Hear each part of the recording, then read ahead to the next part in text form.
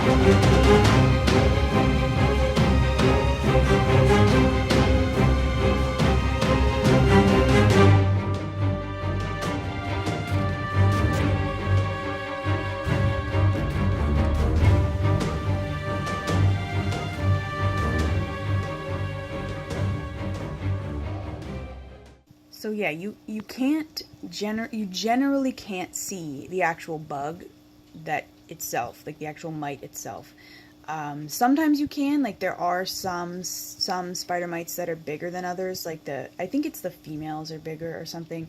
I can't remember, but sometimes if you're lucky you can see, well, if you're unlucky you can see one scurrying about. But anyway, symptoms of your spider mite infestation. So how do you know that your plant is infected? Generally what I look for, well, in the beginning of the infestation, there can be almost like no symptoms. You can get absolutely nothing, and there's no way to know, really. So that's really important why it's really important to quarantine your plants, or just be really ballsy and like just put them together like I do, because I'm a dumbass. But ideally, like when you get a new plant, check under the leaves, check the base of like the petiole or wherever where the leaf meets the stem, and just look for okay, so the signs of spider mites. Let's get into that first. So a leaf that has a lot of spider mites in it, once you notice the symptoms, it's probably already pretty extensive. Like one of the reason why they're called spider mites is, well, first of all, they're related to spiders, and second of all, all mites are though. So, but the second of all, they produce webbing. That's a really intense infestation. Will have a lot of webbing. Like I will show some pictures here, and you will cringe.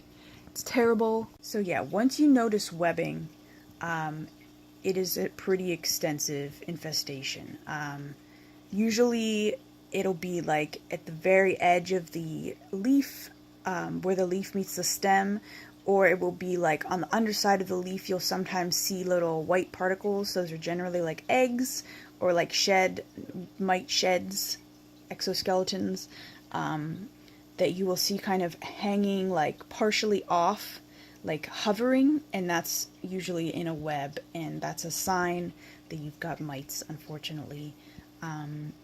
Yeah. So then another symptom, when mites are eating the plant, it's going to look different on all kinds of different plants, but the most basic sign that you've got mites eating your plant is stippling on the leaves. It almost looks like it's covered in little tiny dots, like little white dots, which can cause the leaf, like the top of the leaf, to look lighter than normal. It kind of just looks like there's like little fuzzy, it almost looks like powdered sugar sprinkled on top of the leaf sometimes.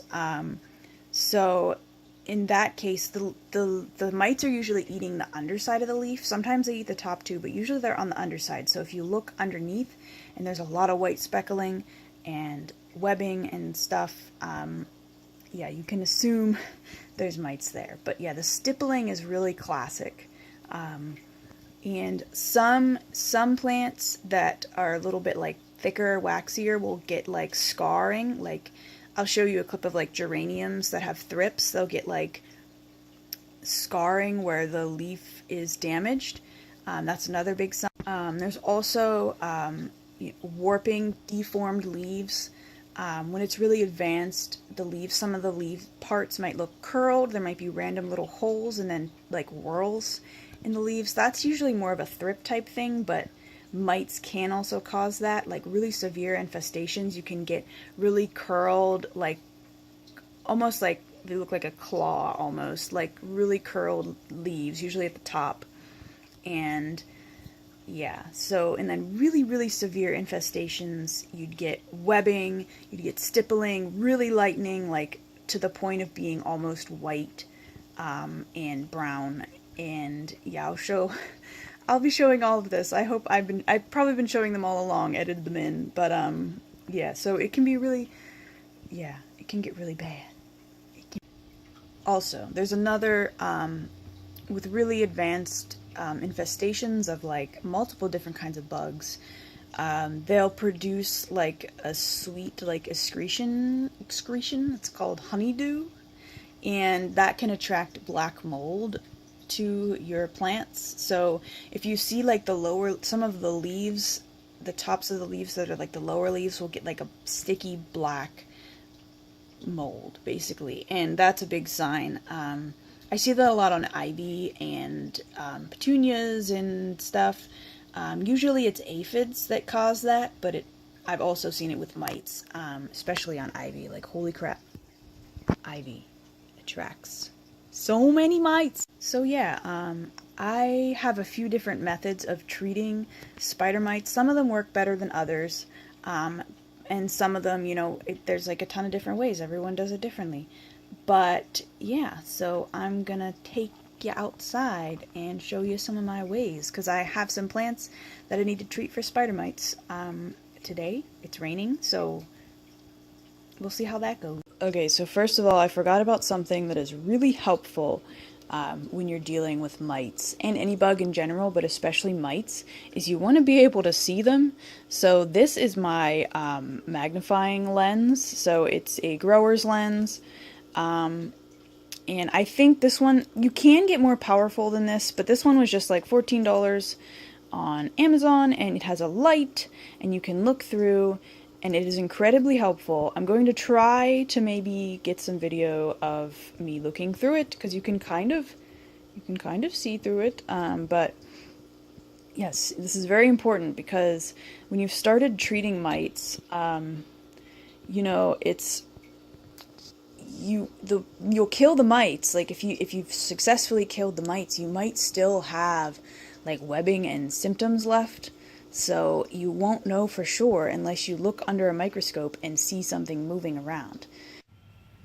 So here are my two plants that I'm still treating for mites. This guy is my Calathea Fusion White, which if you look closely, you can still see some stippling on there. Probably won't show up on this camera. So I'm gonna try to see if I can actually like zoom in here. It's hard to tell because I think some of this is just pollen, which I need to clean them. That's another good thing to do, is actually like wipe down your plants. But yeah, this here, there's some webbing there. You can't see it at all. So I give up on trying to film the mites actually on there, but just trust me that they're on there. I'm not actually seeing that much on this guy. That's not saying that he's cured, but I don't really notice anything. Okay, so here's some of my stash of things that I use on plants, on mites.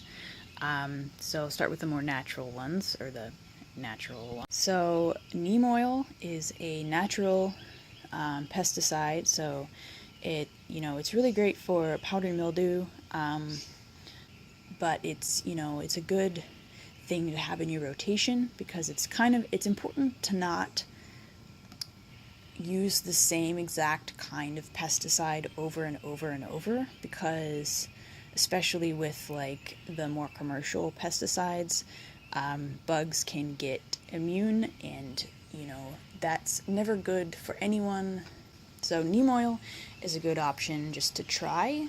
I haven't had that much success with it, but I know some people have. The other important thing is to always follow the directions. So, they'll have this thing on the back. They'll have like all of these in here. This one's kind of destroyed, but I know how to use neem oil, so. But like this one, it's got like so much info.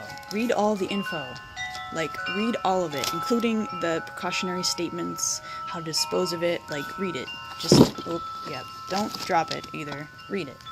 Yeah, so the other way that people tend to treat, the other more natural way that people tend to treat spider mites is actually isopropyl alcohol. I have used this. I don't think it's been that successful, but it's good to just do as a follow-up. Like, I usually use some kind of pesticide, and the next day wipe down the leaves, spray down the leaves, and then wipe them with isopropyl alcohol. Usually a mix. Sometimes, you put it in a spray bottle, you can mix it up with some water, spray it on, and then wipe it off with like a damp cloth or like a Kleenex. You can also put it on a Q-tip. I use that for treating mealybugs, is put it on a Q-tip and just like dip anywhere I see bugs, but you can't quite do that for spider mites because they're too tiny and everywhere. But yeah, so the isopropyl alcohol with a spray bottle, mix it up, spray it. Good. Yeah. So then the last option that I do is one that people kind of tend to shy away from, and especially with your inside plants. So like I said, you want to read all of the instructions for if you're using an actual like pesticide. This one is called, I think the active ingredient is imidacloprid, which is merit. So there's a bunch of different miticides. You do want to rotate them. So I have this one. There is another one in there, but I can't find it at the moment. And there's two different kinds of sprayers. Well, I'm sure there's more, but there's this one you attach to a hose and mix up, and then this one is the pressure. You know, you pump this and fill it up with stuff, and then you can spray it with this thing. You know, be safe, dispose of it properly, follow all the directions, and generally you want to have the plants outside when you're doing this, so that's difficult to have with houseplants. So yeah, then the other thing is systemic pesticides, which are usually like a granule that you add to the soil. Usually it's a preventative more than an active treatment. I don't have any of that because I used it all, but so that's, a lot of people are afraid of pesticides, and like they are dangerous and you want to be safe with them, but they're not, they usually can be the most effective way of killing insects quickly and mites. Neem oil is great and isopropyl alcohol are great, but they're not always the most effective. So that is it. Hopefully this was semi-informative in some ways, and I hope that you never have to deal with spider mites ever. But, you know, that's just the reality of keeping plants, is that you're gonna have bug issues. So if you have any other methods, tips, tricks, remedies that you personally use or have used that works, or that other people have told you about, put that in the comments, because I think it's really interesting to hear how other people deal with it. I'm going to go water my plants now, and yeah, maybe I'll film that. I don't know.